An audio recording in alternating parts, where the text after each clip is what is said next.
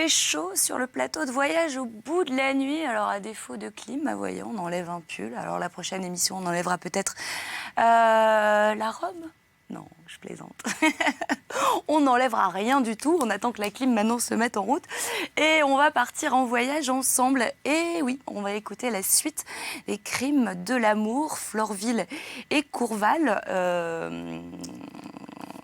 Du marquis de Sade, voilà, tout simplement. Donc, pour ceux qui auraient loupé les parties précédentes de lecture, vous savez que vous avez toujours la possibilité de revoir en replay sur www.d8.tv et réentendre les parties de lecture que vous avez loupées.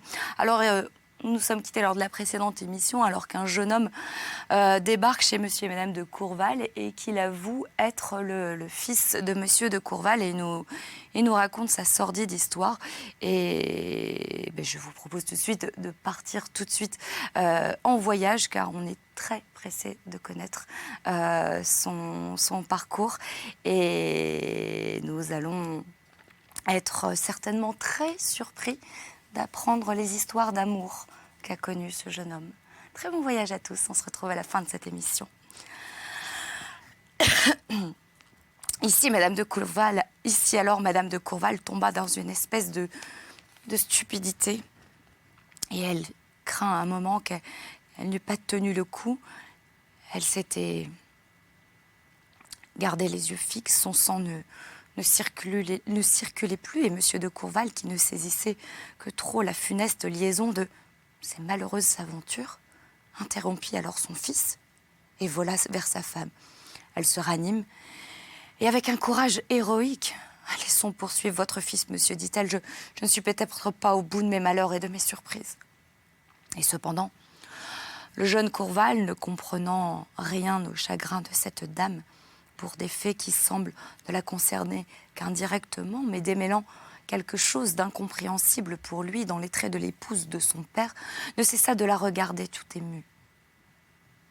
Monsieur de Courval saisit alors la main de son fils et, distrayant son attention pour Florville, il lui ordonne de poursuivre, de ne s'attacher qu'à l'essentiel et de supprimer les détails, parce que ces récits contiennent des particularités mystérieuses qui deviennent d'un puissant intérêt. Au désespoir de la mort de mon fils, continue voyageur, n'ayant plus rien qui pût me retenir en France, que vous seul, mon père, mais dont je n'osais m'approcher, et dont je fuyais le courroux, je me résolus de voyager alors en Allemagne. Malheureux auteur de mes jours, voici ce qui me reste de plus cruel à vous apprendre. Et il dit ça en arrosant les larmes de son, en arrosant de larmes les mains de son père. Armez-vous de courage, j'ose vous supplier. En arrivant à Paris, j'apprends qu'une Madame Desbarres, c'était le nom qu'avait pris ma mère dans ses désordres, aussitôt qu'elle vous eut fait croire à sa mort, j'apprends que cette Madame Desbarres vient d'être mise en prison pour avoir poignardé sa rivelle et qu'elle sera peut-être exécutée le lendemain. Monsieur, s'écria ici la malheureuse Florville en jetant dans le sein de son mari avec des larmes et des cris déchirants. Monsieur, voyez-vous tout de suite la suite de nos malheurs? Oui, madame, je vois tout, dit monsieur de Courval. Je vois tout, madame, mais je vous en conjure de laisser finir mon fils. Florville alors se contint, mais elle respirait à peine. Elle n'avait pas un sentiment qui ne fût compromis par un air dont la contraction ne fut effroyable. Et alors elle lui dit « Poursuivez mon fils. » Eh bien, monsieur, continua le jeune Courval, je m'informe s'il n'y a point de malentendu dans des noms, qu'il était malheureusement que trop vrai, que cette criminelle était ma mère. Et je demande à la voir, alors je l'obtiens et je tombe dans ses bras. Je meurs coupable, me dit cet infortuné, mais il y a une fatalité bien affreuse dans l'événement qui m'a conduit à la mort. Un autre devait être soupçonné, mais il l'aurait été toutes de preuves, et qui était contre lui une femme, et ces deux domestiques que le hasard faisait trouver dans cette auberge ont vu mon crime, sans que la préoccupation dans laquelle je m'étais permis de les voir, leur déposition sont les uniques causes de ma mort. N'importe. Ne perdons pas en vaine plainte le peu d'instants où je puis vous parler. J'ai des secrets de conséquences à vous dire. Écoutez-les, mon fils. Et dès que mes yeux seront fermés, vous irez trouver mon époux. Vous lui direz que parmi tous mes crimes, il en est un qui n'est jamais su. Et que je dois enfin l'avouer. Vous avez une sœur, Courval. Elle vint au monde 1 an après vous. Je vous adorais. Et je craignais que cette fille ne vous ait fait tort et qu'à son dessein de la marier un jour, on ne prit sur le bien qui devait vous appartenir. Pour vous le conserver plus entier, je résolus alors de me débarrasser de cette fille et de mettre tout en usage pour que mon époux, à l'avenir, ne recueillît plus le fruit de nos nœuds. Mes désordres m'ont jeté dans d'autres travers et m'ont empêché l'effet de ces nouveaux crimes, en me faisant commettre de plus épouvantables, mais pour cette fille, je me déterminai, sans aucune pitié, à lui donner la mort.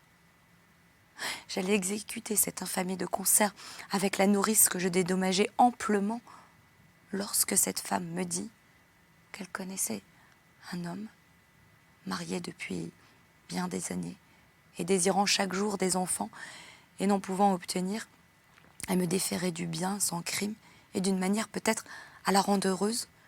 J'acceptai fort vite. Ma fille fut alors portée la nuit même à la porte de cet homme, avec une lettre dans son berceau, volée à Paris, et dès que je n'existerai plus, suppliez votre père de me pardonner, de ne pas maudire ma mémoire et de retirer cet enfant près de lui. À ces mots, ma mère m'embrassa, cherchait à calmer le trouble épouvantable dans lequel je venais de me jeter sur tout ce que je venais d'apprendre d'elle. Et mon père, elle fut exécutée le lendemain. Une maladie affreuse me réduisit au tombeau. Et j'étais, durant 2 ans, entre la vie et la mort, n'ayant ni la force ni l'audace de vous écrire le premier usage du retour de ma santé et de venir me jeter à vos genoux, de venir vous supplier de pardonner. Pardonner cette malheureuse épouse et de vous apprendre le nom de la personne chez laquelle vous aurez des nouvelles de ma sœur. C'est chez Monsieur de Saint-Prat. Monsieur de Courval se trouble, tous ses sens se glacent, ses facultés s'anéantissent et son état devient effrayant. Pour Florville, déchirée en détail depuis 1/4 d'heure et relevant avec la tranquillité de quelqu'un qui vient de prendre son parti, « Eh bien, monsieur, dit-elle à Courval, croyez-vous maintenant qu'il puisse exister au monde une criminelle plus affreuse que la misérable Florville ? Reconnais-moi, Senneval. Reconnais à la fois ta sœur que tu as séduite. Celle que tu as séduite, oui, à Nancy. La meurtrière de ton fils et l'épouse de ton père. Et l'infâme créature qui a traîné ta mère à l'échafaud. Oui, monsieur, voilà mes crimes.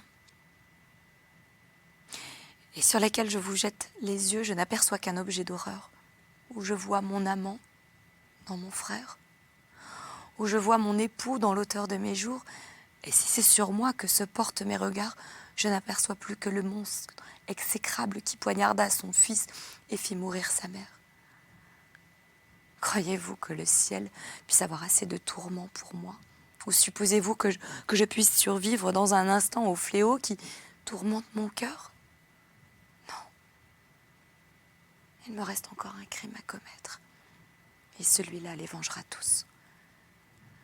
Et dans un instant, la malheureuse sautant sur un des pistolets de Senneval, l'arracha impétueusement et se brûle la cervelle avant qu'on eût le temps de pouvoir deviner son intention. Elle expire, sans prononcer un mot de plus. Monsieur de Courval s'évanouit. Son fils, absorbé de tant d'horribles sèmes, l'appela comme il put au secours, mais il n'en était plus besoin pour Florville. Les ombres de la mort s'étendaient déjà sur son front. Tous ses traits renversés n'offraient plus que le mélange affreux du bouleversement d'une mort violente, des convulsions du désespoir, et elle flottait au milieu de son sang. On porta M. de Courval dans son lit. Il fut 2 mois à l'extrémité. Son fils, dans un état aussi cruel, fut assez heureux néanmoins pour que sa tendresse et ses secours puissent rappeler son père à la vie. Mais tous les deux, après des coups du sort si cruellement multipliés sur leur tête, se résolurent à quitter le monde. Une solitude sévère les a dérobés pour jamais aux yeux de leurs amis, et là, tous les deux, dans le sein de leur piété et de la vertu, ils finissent tranquillement une vie triste et pénible qui ne leur fut donnée à l'un et à l'autre que pour les convaincre, et pour eux, et eux qui liront cette déplorable histoire, que ce n'est que dans l'obscurité des tombeaux que l'homme peut trouver le calme, que la méchanceté de ses semblables, le désordre de ses passions, et plus que tout, la fatalité de son sort, lui refuseront éternellement sur la terre. Triste et sordide histoire que fut l'histoire de Florville et Courval, et nous allons poursuivre donc ce recueil de nouvelles de George Sand, n'importe quoi, du Marquis de Sade, avec d'Orgeville ou le criminel par vertu. D'Orgeville, fils d'un riche négociant de La Rochelle, parti très jeune pour l'Amérique, le recommandé à un oncle dont les affaires avaient bien tourné. On l'y envoya avant qu'il n'eût atteint l'âge de 12 ans, et il s'y éleva près de ce parent dans la carrière qu'il se destinait à courir et dans l'exercice de toutes les vertus. Le jeune d'Orgeville était un peu favorisé, ses grâces du corps, il n'avait rien de désagréable, mais il ne possédait aucun de ces dons physiques qui valaient à un individu de notre sexe le titre de bel homme. Ce que perdait pourtant d'Orgeville, de ce côté, la nature le lui rendait de l'autre. Un bon esprit, ce qui vaut souvent mieux que le génie, une âme étonnamment délicate, un caractère franc, loyal, sincère, et toutes les qualités qui composent en un mot l'honnête homme et l'homme sensible. D'Orgeville les possédait avec profusion. Et dans le siècle où l'on vivait alors, c'en était beaucoup plus qu'il ne fallait pour devenir à peu près un certain être malheureux toute sa vie. À peine d'Orgeville eut-il atteint 22 ans que son oncle mourut et le laissa à la tête de sa maison qu'il régla pendant 3 autres années avec toute l'intelligence possible, mais la bonté de son cœur devint bientôt la cause de sa ruine. Il s'engagea pour plusieurs amis, ils n'eurent pas autant d'honnêteté que lui, quoique les perfides manquassent. Il voulait faire honneur à ses engagements et d'Orgeville fut bientôt perdu. Il est affreux d'être ainsi dérangé à mon âge, disait ce jeune homme, mais si quelque chose me console de ce chagrin, c'est la certitude d'avoir fait des heureux et de n'avoir entraîné personne avec moi. Ce n'était pas seulement en Amérique que d'Orgeville éprouvait des malheurs. Le sein même de sa famille lui en présentait d'affreux. On lui apprend un jour qu'une sœur, née quelques années après son départ pour le Nouveau Monde, vint de déshonorer et de perdre entièrement, et lui, et tout ce qui lui appartient. Que cette fille perverse, maintenant âgée de 18 ans, nommée Virginie, est malheureusement belle comme l'amour, éprise d'un écrivain des comptoirs de sa maison, et ne pouvant obtenir la permission de l'épouser, a eu l'infamie, pour parvenir à ses vues, d'attendre au jour de son père et de sa mère, qu'au moment où elle allait se sauver avec une partie de l'argent, on a heureusement empêché le vol, sans pouvoir néanmoins réussir à s'emparer des coupables, tous deux, dit-on, en Angleterre. On pressait d'Orgeville par la même lettre de repasser en France, afin de se mettre à la tête de son bien et de réparer, au moins par la fortune qu'il allait trouver, celle qui avait eu le malheur de le perdre. D'Orgeville, au désespoir d'une foule d'incidents à la fois si fâcheux, si flétrissants, accourt à La Rochelle et n'y réalise que trop les funestes nouvelles qu'on lui a mandées et renonçant dès lors au commerce qu'il s'imagine ne pouvoir plus soutenir après tant de malheurs d'une partie de ce qui lui restait. Et il fait face aux engagements de ses correspondants d'Amérique, trait de délicatesse unique, et de l'autre, il forme le dessein d'acheter une campagne auprès de Fontenay en Poitou, où il puisse passer le reste de ses jours dans le repos, dans l'exercice de la charité, de la bienfaisance, les deux plus chères vertus de son âme sensible. Le projet alors s'exécute. D'Orgeville, cantonné dans sa petite terre, soulage des pauvres, console des vieillards, marie des orphelins, encourage l'agriculteur et devint, en un mot, le dieu du petit canton qu'il habite. S'y trouvait-il un être malheureux? La maison d'Orgeville lui était à l'instant ouverte. Y avait-il une bonne œuvre à faire? Il en disputait l'honneur à ses voisins. Une larme connaît-elle en un mot? La main seule de d'Orgeville voulait aussitôt l'essuyer, et tout le monde, en bénissant son nom, disait au fond de l'âme: voilà l'homme que la nature destine à nous dédommager des méchants. Voilà les dons qu'elle fait quelquefois à la terre pour la consommer aux maux dont elle l'accable. On aurait désiré que d'Orgeville se mariât. Les individus d'un tel sang fussent devenus précieux à la société, mais absolument inaccessibles jusqu'alors aux attraits de l'amour. D'Orgeville avait à peu près déclaré qu'à moins que le hasard ne lui fît trouver une fille qui, bien à lui, par la reconnaissance, se trouva comme chargée d'en faire son bonheur, il ne se marierait certainement pas. Alors on lui avait offert plusieurs parties. Et il les avait tous refusés, ne trouvant, disait-il, dans aucune femme qu'on lui proposait des motifs assez puissants pour être sûr d'être aimé d'elle un jour. Je veux que celles que je prendrai me doivent tout, disait d'Orgeville, n'ayant ni un bien assez considérable, ni une figure assez belle pour l'enchaîner par ses liens, et je veux qu'elle y tienne par des obligations essentielles, en la fixant avec moi qui lui ôte tout moyen de m'abandonner ou de me trahir. Quelques amis d'Orgeville combattaient sa façon de penser. De quelle force seront ces liens, lui faisait-on quelquefois observer, si l'âme que celle que vous aurez servie n'est-elle pas aussi belle que la vôtre? La reconnaissance n'est point pour tous les êtres une chaîne aussi indissoluble que pour vous. Il est des êtres faibles qui la méprisent, il en est de fiers qui s'y échappent. N'avez-vous appris à vos dépens, d'Orgeville, qu'on se brouille en rendant service bien plus sûrement qu'on ne se fait des amis? Ces raisons étaient précieuses, mais le malheur de d'Orgeville était de juger autour les autres de son cœur, et ce système l'ayant rendu malheureux jusqu'alors, il n'était que trop vraisemblable s'il achevait de les rendre tels que le reste de ses jours.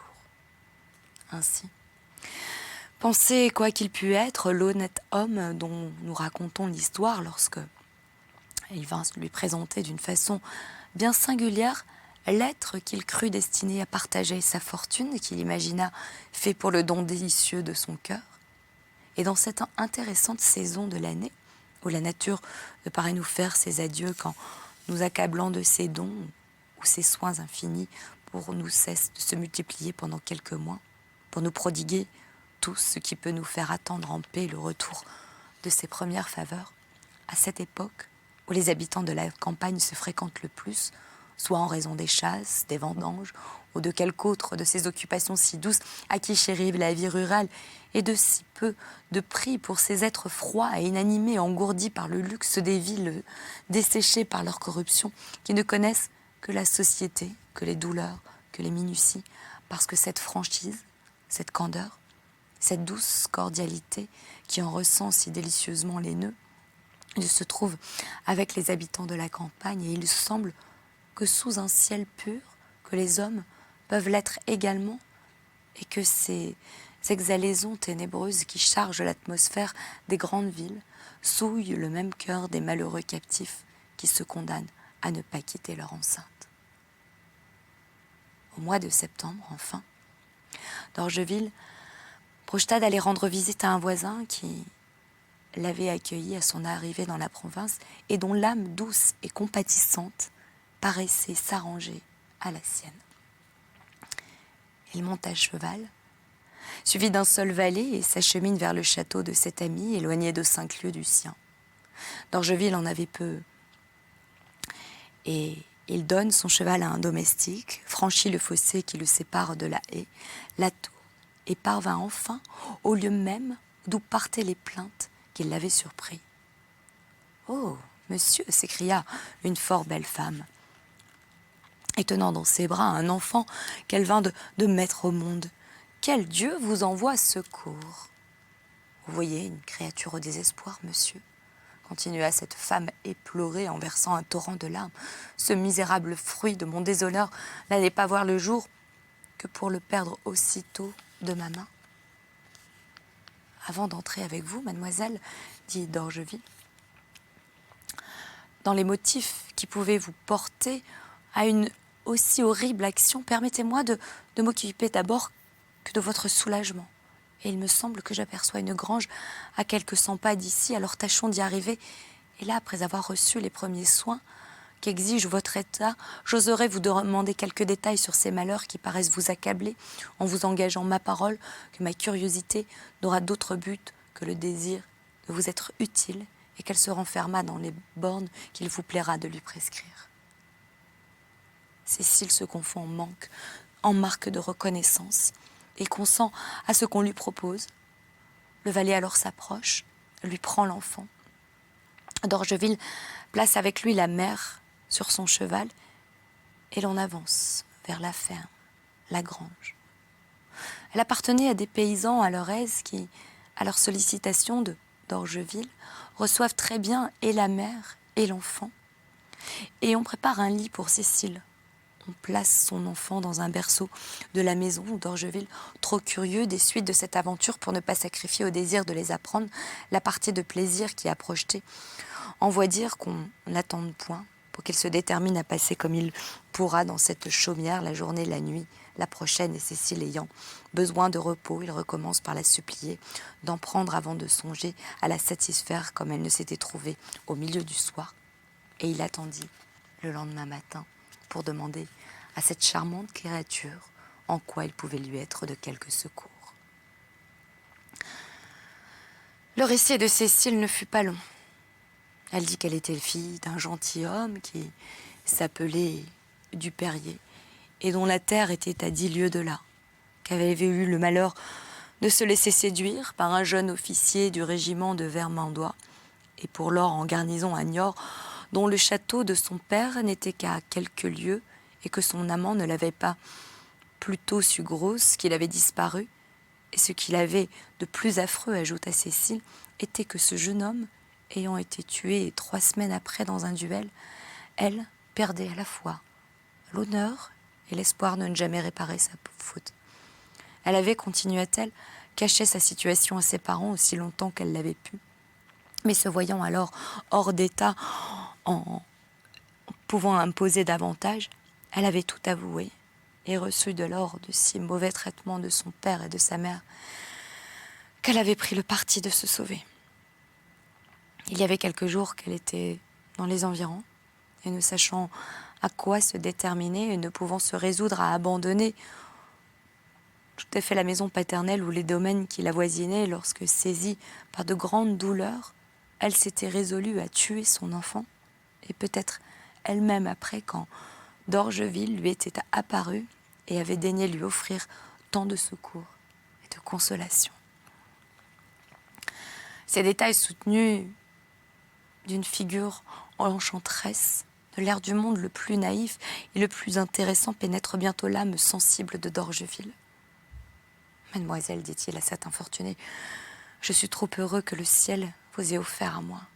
J'y gagne 2 plaisirs bien précieux à mon cœur, et celui de vous avoir connu, et celui bien plus doux encore d'être à peu près certain de pouvoir réparer vos maux. »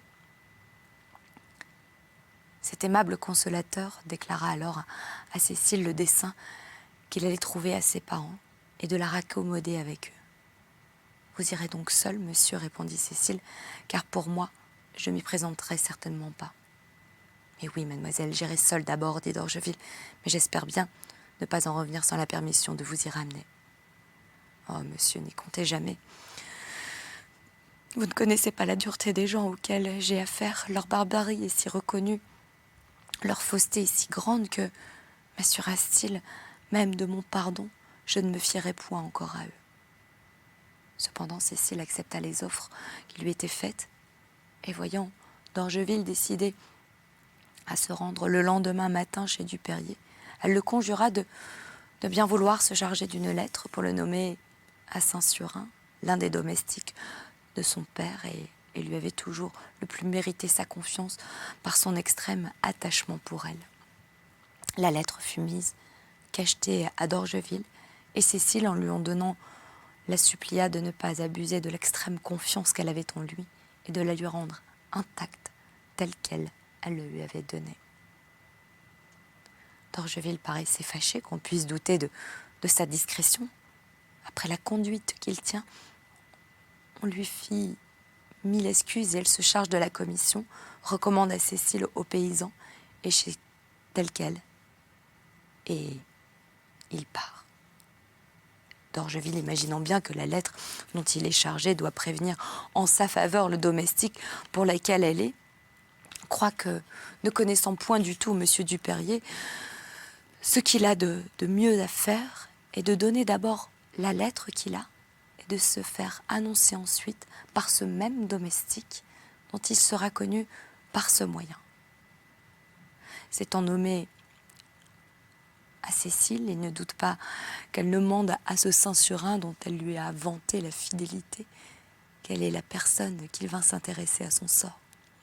Il remet en conséquence sa lettre, et Saint-Surin ne l'a pas plutôt lue qu'il s'écrie avec une sorte d'émotion dont il n'est pas le maître. « Quoi ? C'est vous ? C'est vous, monsieur d'Orgeville, qui est le protecteur de notre malheureuse maîtresse ?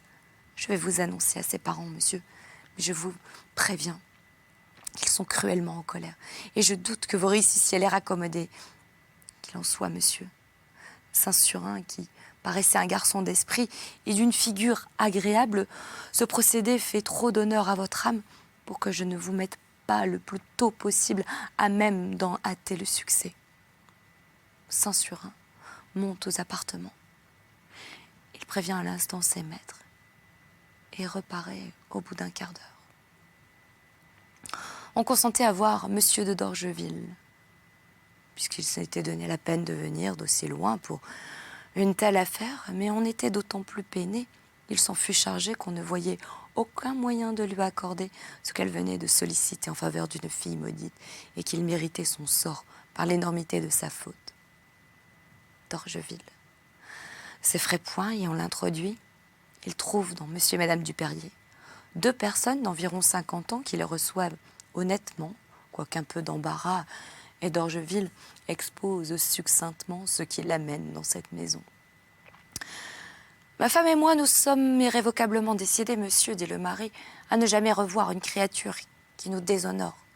Elle peut devenir ce que bon lui semble, et nous l'abandonnons à la destinée du ciel, en espérant de sa justice qui nous vengera bientôt d'une telle fille. » d'Orgeville refuta ce projet barbare par tout ce qu'il put employer de plus pathétique, de plus éloquent, et ne pouvant convaincre l'esprit de ces gens-là, il essaya d'attaquer leur cœur, mais même résistance. Et c'est déjà la fin de ce voyage jusqu'au bout de la nuit. Alors, c'est pas vraiment la fin, puisqu'on peut garder le contact. Le saviez-vous? Et oui, il y a les pages et les réseaux sociaux Voyage au bout de la nuit, Marie-Lise d'Octobre officielle, et où on peut se retrouver directement juste après cette émission et communiquer ensemble. Nous, on se retrouvera peut-être tout à l'heure, peut-être demain, où je vous referai la lecture et je vous lirai la suite d'Orgeville du Marquis de Sade. Je vous embrasse bien fort et je vous dis à très vite.